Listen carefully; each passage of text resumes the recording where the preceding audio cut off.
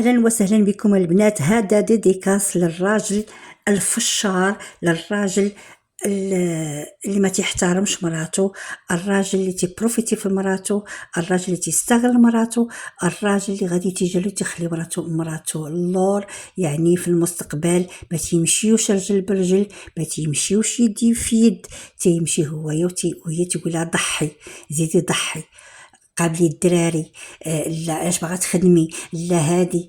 الوغ كو الرجل الحر، الراجل ولد الناس، المستقبل تيكون هو وياها رجلو برجلي، تيمشيو باراليلمون غاديين. وكاع كاينين الرجاله هما تيدفعوا عيالاتهم للمستقبل، تيقولوا سيروا تقراو، ديروا تكوينات، ديروا دي فورماسيون باش نتوما يكون عندكم نتوما وجود، وباش نتوما تثبتون الذات. ولكن الغالبيه في العالم العربي هكا الرجاله كاين، هكا الرجاله دايرين.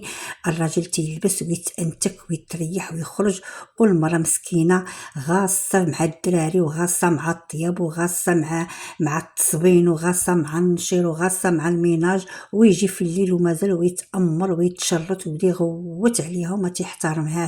هذا ديديكاس للراجل اللي ماشي راجل، اللي هو ذكر. اما الرجال الحرار، الرجال اللي يديو في يد عيالاتهم، الرجال اللي وافقين مع عيالاتهم ودافعينهم للامام وتفكروا معاهم ورجلو برجليها، ماشي ومخليها وهي اللور وهو غادي تيجري. لا لا لا لا، الراجل اللي مدخل مراته في كل شيء، الراجل اللي محترم مراته، الراجل اللي تعترف ليها بالجميل، الراجل اللي ما تيستغلش مراته، الراجل اللي تيقول لها انايا قولي اللي بغيتي ونديروا المستقبل وليداتنا، ماشي سيدي خدمي وسيدي دمري وجيبي خدمي عليا وجيبي عطيني وانا بارد الكتاب جالس في الدار، ولا تنتسنى انا مرا تجيب ليا من ناكل وما نشرب، اولا تنستغلها تجي مسكينه تخدم وتناخذ لها دوك الفلوس بحجتي الدار باغاهم. لا، الزواج شركه، الزواج هو واحد ثنائي فيه امراه ورجل، فيه جوج الناس بالغين. الزواج وهو شراكه، وهو يا نهضروا على المستقبل، نهضروا على وليداتنا، القرارات تناخذوهم بجوج بينا، ماشي واحد تيشرق وواحد تيغرب، واحد تيشوف باغي يضحي، باغي يدير على وليداتو، بالاخص العيالات مساكن تيضحيو على وليداتهم.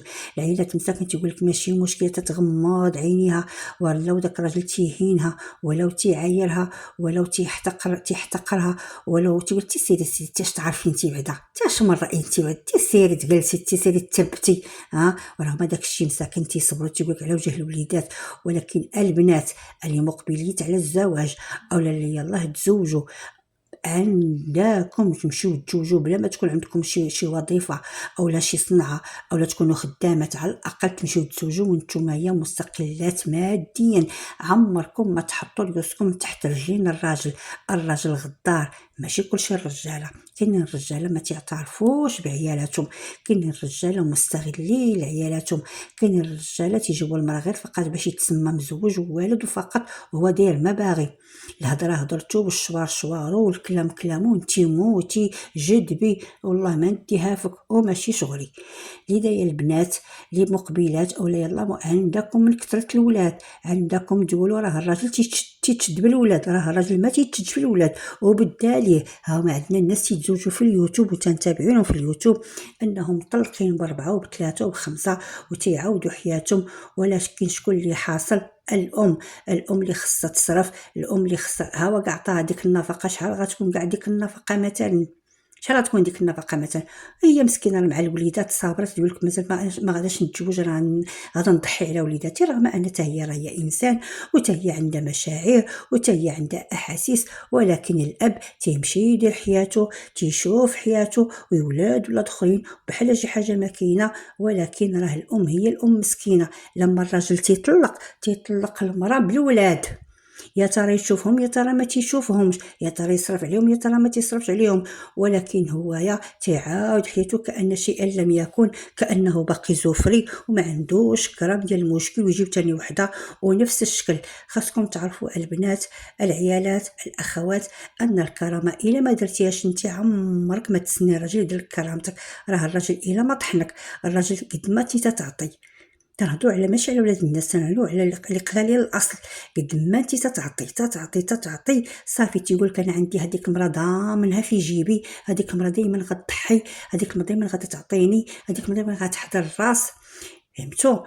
مالا كنتي واقفه ليه كيند كي تضحي نتيا حتى هو يضحي، كيف تتعطي حتى هو يعطي، غيدير لك حساب والف حساب. ولكن لما تيشوفك عاطي تعطي تيقول صافي هذيك، صافي انا هذيك ضمنتها صافي. وتماك تتولي الواقعه وتتولي الكارثه، انك نهار اللي ما غاداش تعطي غادي يقول لك علاش ما عطيتيش، وانت راه ما عطيتيش لانك صافي بقى عندك ما يتعطى، او لانك صافي عييتي من العطيان، او لانك شفتي فيه ما تيتمرش فيه داك العطيان. هو هكا الراجل قال لك حد المثل المصري يقول لك ابنك على ما تربيه وجوزك على ما تعوديه، عوديه ما تعطيش. ديري دائما واحد 10 او 8 او 20% ان ممكن يكون لك معاه مشكل مستقبلا، وديري علاش ترجعي. جمعي فلوسك، ديري شي مشروع صغير ان شاء الله تكوني جالسه غير في الدار وخدمي من دارك، وما تجلسيش ما تعوليش 1000% ولا 100% على الراجل. واخا يكون معاك مزاح، حنا شفناهم في اليوتيوب تيبوسوا ليهم رجليهم، تيقول ليها لالا وبنت لالا والشريفه، وفي الاخر تيمشي يتزوج وتعاود حياه اخرى وكأن هذيك المراه عمرها ما كانت، وبالعكس تينساها نهائيا.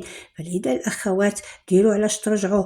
الا كنتوا يلا تتقراو كملوا قرايتكم في التكوين، ديروا التكوين، الصنعه ديروا الصنعه، ما تجلسوش. على الاقل تولي عندكم واحد المدخول مادي، كيف قلنا مدخول مادي يستركم، ما تعرفوش الظروف باش تدور، يقدر يوقع طلاق، يقدر يوقع خصام. المهم الانسان بعدا على الاقل تيامن شويه حياته، لان صعيب لما مثلا تدوزي واحد 14 عام ولا 15 عام ولا حتى 3 سنين ولا 4 سنين وانت يا مولفه بواحد الحياه في الدار، ما تخدمي ما حتى شي حاجه، وتجبرك الايام انك تخرجي وانك يلا تبداي من جديد، فهو تيكون صعيب. اللهم انا هذيك البدايه نبداها من الاول، ما نحط رجلي حتى نحط معاه النقط فوق الحروف، انايا نتشرط، انايا نقول انا اشنو بغيت. خليكم من داك الزواج الدل، خليكم من داك الزواج للتنازلات، تنازلات اللي بدا بالتنازلات غادي يسالي بالتنازلات.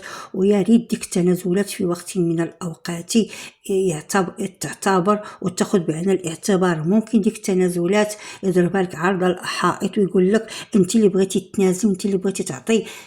فلذا يا الاخوات ديوها في صحتكم، ديوها في رياسكم، تهلاو في رياسكم، تهلاو في صحتكم. ما تكثروش الولاد واحد ولا جوج، صافي الله يجعل البركه والله يتمر فيهم، الله يتمر فيهم البركه.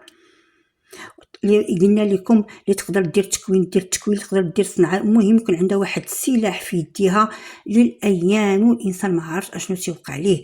ودائما تنقول لكم الكرامه تاعتكم نتوما اللي تديروا الكرامه ديالكم عندكم، تقولوا الراجل غيدير الكرامه ولا عائله الراجل او نتوما تديروا كرامتكم، نتوما كيفاش تدافعوا على ريوسكم، نتوما كيفاش تتسوقوا لريوسكم، نتوما كيفاش تتبينوا ريوسكم.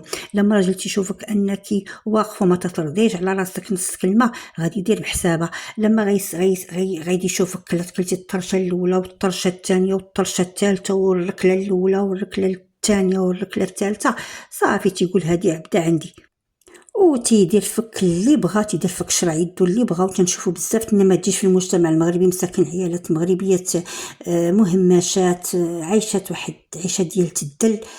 على يعني اخواني اخواتي، نتمنى هذا الفيديو يعجبكم، والى فيديو مقبل ان شاء الله.